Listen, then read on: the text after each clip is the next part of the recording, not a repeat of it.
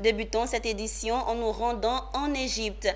Depuis ce 6 novembre se tient à Sharm el-Sheikh en Égypte la conférence internationale de l'Organisation des Nations Unies sur les changements climatiques dite COP27. Cette 27e conférence des parties sur le changement climatique est une plateforme idéale de réflexion mais aussi de décision pour sauver la planète. La Côte d'Ivoire était représentée à cette rencontre avec une forte délégation, une délégation qui a porté la voix du pays à cette tribune internationale.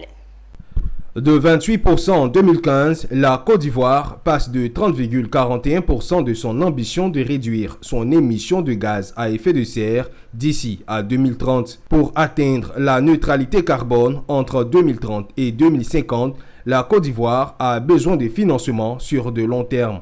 Pour un pays comme la Côte d'Ivoire, nous sommes ici aujourd'hui à Sharm el-Sheikh, effectivement, s'assurer que les engagements pris par les pays du Nord notamment, et c'est un pays d'Asie qui pollue beaucoup plus que nous, mais subissent de façon moins violente les effets des changements climatiques, puissent honorer les engagements faits vis-à-vis de nos pays. Depuis la création du FEM jusqu'à ce jour, la Côte d'Ivoire a bénéficié de plusieurs projets dans le domaine de l'environnement à hauteur de 215 milliards de francs CFA. Des fonds qui permettront à la Côte d'Ivoire de mieux lutter contre le changement climatique dans plusieurs domaines. Les changements climatiques ont un effet indéniablement néfaste sur l'approvisionnement en eau potable. Cela entraîne l'assèchement des eaux de surface. Pour obtenir ces fonds, la mobilisation est nationale entre le gouvernement et les organisations non gouvernementales.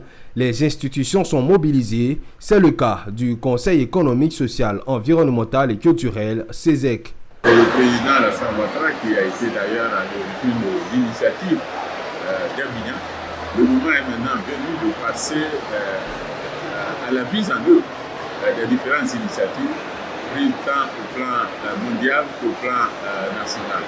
Le Conseil économique, social, environnemental et culturel et les autres conseils économiques sociaux d'Afrique et du monde entendent rester unis et organiser des plaidoyers pour que la lutte contre le changement climatique soit une réalité.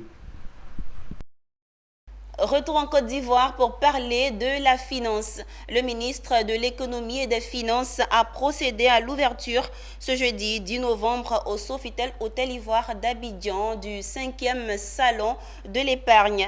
Un salon initié par Ecobank dont l'objectif est de vulgariser l'éducation financière. Philippe Zabou. La crise de la Covid-19 et la guerre russo-ukrainienne, avec son corollaire de flambée des prix sur le plan international, remettent au goût du jour l'importance de l'épargne. En effet, seules les entreprises ayant un minimum d'épargne peuvent survivre en période de crise. Aussi, c'est unanimement que le thème choisi, planifier et investir dans un environnement économique incertain, a été trouvé idoine pour tous les participants au Salon de l'épargne à Abidjan. Tous ces événements qui ont bousculé le monde, mais qui nous confortent dans l'idée que mieux nous sommes préparés, mieux nous pouvons résister et tenir debout quand les moments difficiles se présentent. Et ce n'est pas le ministre de l'Emploi et de la Promotion sociale, témoin de l'ouverture de la cérémonie, qui nous dira le contraire. L'épargne est une partie du revenu. Quand vous recevez votre salaire, le souci que vous avez à payer votre loyer, le souci que vous avez à payer votre électricité, votre facture d'eau, vous devez avoir le même souci d'épargner. Parce que la contrepartie de l'épargne, c'est la sécurité.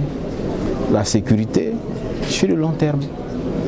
C'est pour ça qu'on parle d'épargne rémunérée à consommation différée.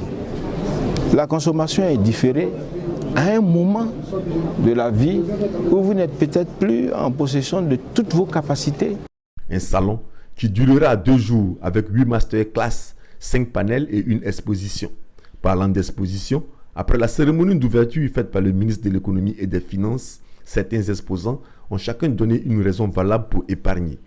En fait, l'épargne, C'est une importance particulière parce qu'avec la situation et le contexte économique à l'international, on se rend compte qu'on a besoin de notre propre épargne locale pour financer notre développement. Il faut dire que l'importance de l'épargne ne repose pas forcément sur la période de crise ou une période normale. En toute situation, il est important d'épargner parce que l'épargne en fait est cet élément-là qui nous permet en fait d'anticiper sur demain, donc de prévoir les imprévus. Le Salon de l'épargne et du patrimoine est à sa 5e édition. Il est organisé par Agence et Ecobank.